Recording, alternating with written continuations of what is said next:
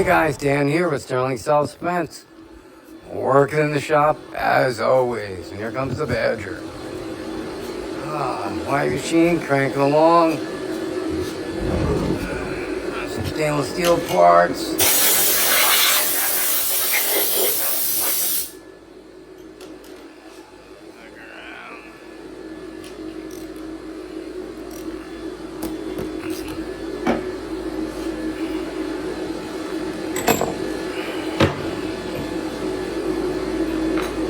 Set this up and we'll get to it.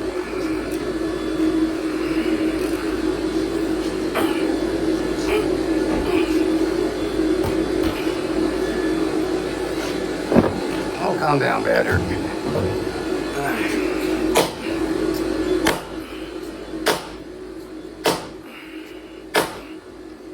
sure the part's all the way down. Alright, and away we go. Changing tools. Wrap it down.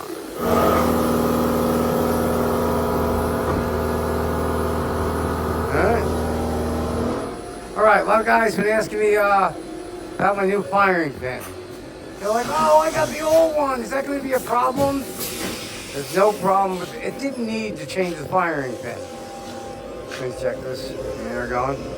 There's no need for me to change the firing. Oh, Badger, really? Dick. Shit me right in the balls, fucker. Down. Ow. Whew. So anyway, I didn't need to change the firing pin. I just tweaked it to make it better. It doesn't get any more power. Firing pin's not going to bring more power. I was just tweaking it to make it better, like I do all my stuff. So you're not, if you got the older version, you're not missing out on anything. Not a big deal, and it doesn't help me any. Changing firing pins is actually stupid because look, see all those firing pins? They're now junk. 4 days of running firing pins, thousands of dollars in material in the scrap pile. I didn't need to do that. My firing pins were perfect. You know, they were good. They weren't dangerous. They worked great. They weren't a problem. I just saw a way to tweak them to make them a little better, and I'm not, so I do that. I should have sold all my other ones first, but I wanted to get them out there. So, but the old ones are fine. There's nothing wrong with them. If you have the older version, there's no big deal. And you're not getting more power, so. But here's how we make barrels. Here's a stick of freaking 1-inch aluminum. This is the start of a barrel anyway. All right, turn this on, 3-phase converter. That converts 220 into 240 3-phase. This is a cold saw. Now you cut metal.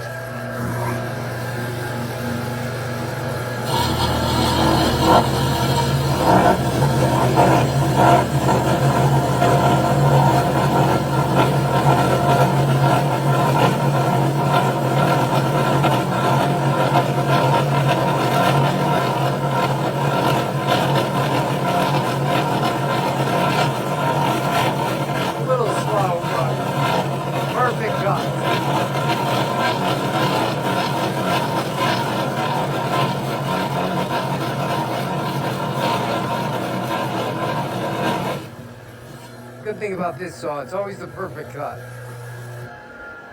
And you need to cut stainless steel, but you got a beautifully nice cut on there. So, starts out, that old aluminum, goes from here, down here, into the white CNC lathe. Goes in, looking like that. 2 operations goes in here. And we're on off too, on there. So, alright. This one's done, but there's 2 ops there. But in that way, it cleans one side, then it cleans the other one. But it's still solid. Still a lot more work to go. You know, when it's dry. Still a solid piece of aluminum. The OD is just the right size now. And it's ready to be milled into a barrel. A lot more procedures after that, but that is the beginning. Right, Badger? That's how we start barrels. You tell them, Badger. And there's a lot of guys out there, oh, well, you don't make stainless steel. No. There's no reason to make stainless steel. I've been testing. I was the first one ever to make less lethal barrels. You can look back and find that out. And I've tested everything. Stainless steel rounds, aluminum rounds, every round under the sun. And nothing, aluminum's perfect for it. It's got a better surface anyway. Stainless steel, I can make them out of stainless steel and it'd be the same price because the aircraft aluminum I use is the same price as stainless steel. And you see, I use stainless steel on a ton of other parts, so it's not like it's hard to come by. And price-wise, no cheaper, but stainless steel will make your marker a hell of a lot heavier. It's like 3 times the weight of aluminum. This is stainless steel. Right here. Heavy as hell. Ridiculous, man. These add up. I got a case of these sitting outside with like 400 of them in there. Need a forklift to pick it up. Milling away. Ooh, I gotta change my coolant. Looking nasty. But anyway, so the firing pin, guys, no difference. But, you know, I did change in the last couple months. I did announce that I changed all my modifications. I made them a little shorter and a little more power and a little bit wider. And I did the same thing with the Slim. The Slim has a new firing pin in it too. Same thing, same seat right there, so it comes down and seats over it on the bolt. And this one has more volume and more power. A little bit more than it did before. So, but it is what it is. Stuff gets better over time, guys, so suck it up. Right, Badger? All right, I'll set up and get a test going. Give me a couple minutes and I'll be back to you. All right, guys, I am back and Badger is in my chair. I bought a new chair for myself so he could have his own personal chair, and he's sitting in my freaking chair. Dude, what the F? It ain't right, man. It ain't right. And freaking Pedro is up there. I don't know if you see that 2x4. He picks that 2x4 to sharpen his nails. He climbs all the way up there and sits there sharpening his nails on that one 2x4. There's 2x4s literally freaking everywhere. And he has to go up and go up there. Ugh. Oh, sorry, Pedro. I just hate you with my cigarette. Buddy, go to your chair. This is your chair, Badger. Your chair, my chair. Your chair, my chair. You rat. There you go. Now stay in your chair. All right. I'm back. We're going to do a setup with a brand new Pastelli going out. Start out in orange. Here we go.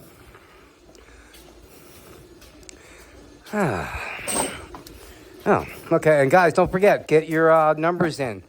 A lot of guys are messaging me and emailing me with their numbers. That's no good. The program I use picks from that post. You got to post a comment on that video, how many. Otherwise, it doesn't work. I can't go through thousands of emails and write down everybody's numbers and try and figure it out. Right, Badger? No, get down. So I'm not putting any more in there. As you can see, I throw them in there now. Badger, move. All right. Here we go. My chair is too short. Too short in my chair, Badger? Hold on. I think he's got to go up a little farther. And it doesn't go up any farther. Damn it. Short-ass chair. Oh, well, I'm beat.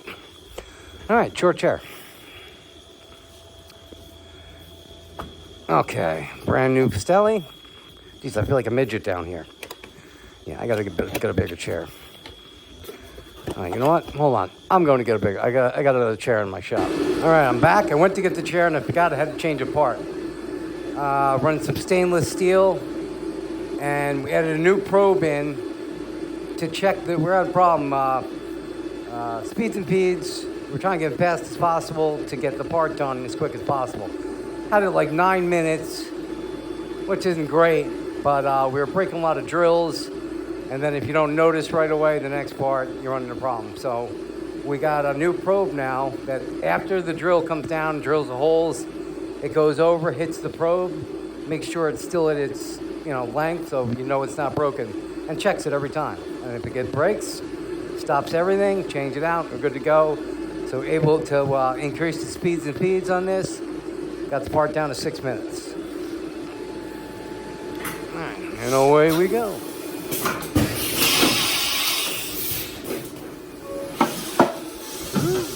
Down you go. Slide cutter in there. Cut that top real quick. Yeah, I gotta fix the door too. All right. All right, Patrick, we got the chair. We're ready to go. Go. All right, now you can take whatever chair you want. You ain't gonna jump on this one. I say chair in the shop. The whole place is a shop. It's just different sections of the shop. Oh, let me close that door because that's super loud. And it's going to last 6 minutes. All right. All right, because, a lot of guys had questions. They were getting the mods and didn't realize how to put them in right, even though I've done it in a million videos. Here we go. This one will do it straight from the beginning with a brand new one. Okay, we got an orange Pastelli. All right, take the barrel out because we're going to be changing that.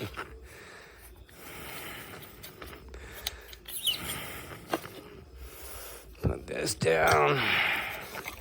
Pull the cap out. All right, freaking zip this in there like the way they do. Don't have my cutters. Sorry.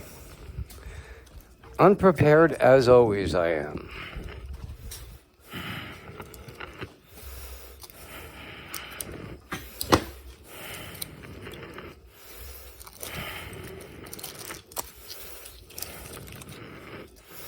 Okay, so first thing we do, we're gonna twist this all the way in. It's hard to twist things in with this camera on my face because it doesn't show me exactly what I'm doing. Come on, get on there, you little bastard.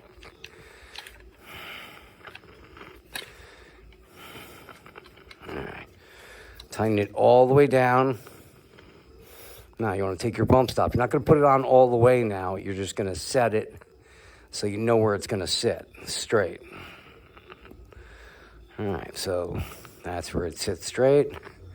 Push it down a little bit. Now, take it off.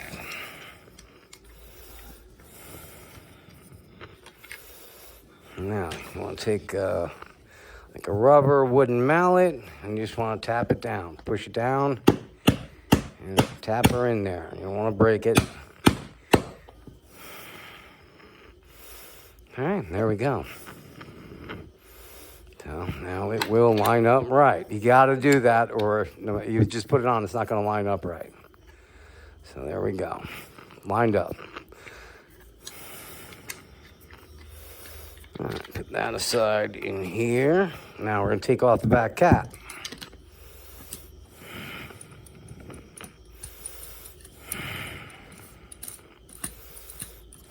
What am I using? A 4 mil, I think? Yeah, 4 mil.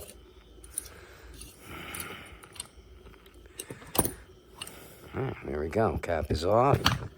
Now you can take the O-rings off this to put on the new mod, or you can go in the. I'm just going to go in the case and use the ones, the extra ones it comes with. In this case, I ever want to go back and go with the stock one, I can just pop it right on without having to change O-rings. There's a little piece of tape on here. Get that off.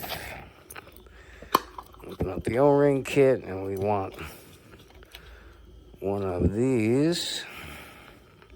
Goes right on there. The guy the other day sent me a picture. Every time I put it in, it's leaking air. There's something wrong with it. Didn't have this O-ring on. Had the front one on, but not this one. And guys, you don't have to put any kind of thread lock on this. The air brake is this O-ring. Putting anything on here does nothing. If you get a bad O-ring, it's going to leak regardless. You can't thread lock this. So don't even try to. If it's leaking back here, it's the O-ring. All right, now we need that medium to little O-ring right there.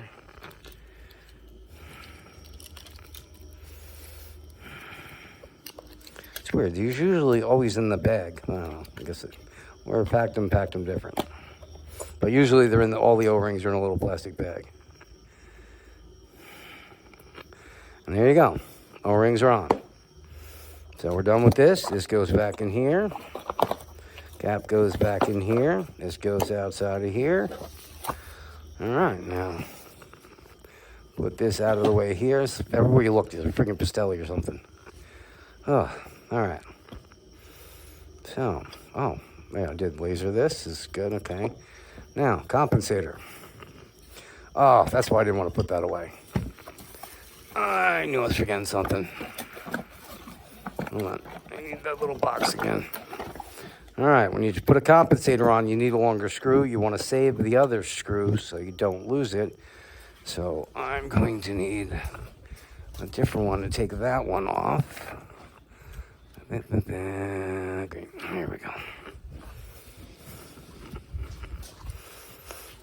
But make sure when you put a compensator on, save the screw. You never know if you want to go back to the short style.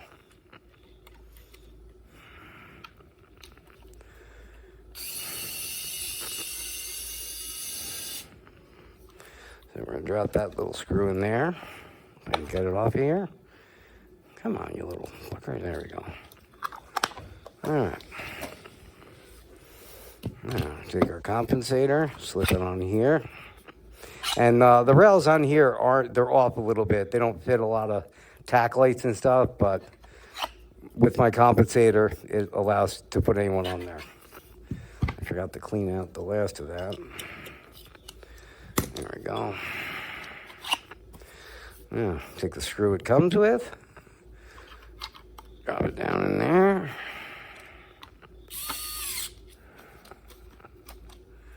Tighten it down.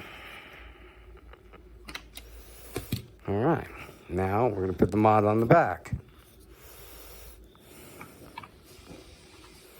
Now let me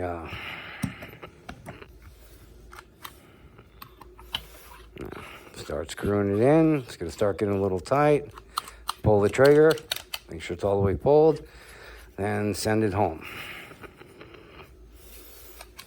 All right, so all the way in, no threads are there. That is good. Barrel, 6-inch, 6/86 barrel. This is a threaded one with the cap. So in case I want to put a mock suppressor on, I can. Let's, should we go? Go an extension. You can also put an extension on if you want. Make it a little longer, make it a little fun. There we go, that's fun. All right, now we'll load up. Well, ammo. These balls are checked. I know they're good. Or these ones, I'm not sure. No, this one's a little big. Yep, this one is a little big. That's why I always say get the pre-sleeves and check your rounds. Yeah, that's what I'm looking for. Not super tight, but clean it off a little bit. Especially when you're reusing them. You gotta check them still tight. So we're not gonna use that one. That one's good. I think all the ones over here are tight. Yeah, see, that one's super tight. Super tight. There's a reason they're all over here. These are ones that I checked were too tight. So stay away from them. There we go. But if you're shooting with the stock barrel, those will go, because the stock barrel this comes with is super overboard. It's like 689 or 690. Real big. All right. Load her up. CO2. I keep them in my pockets so they're not freezing because it's cold in here.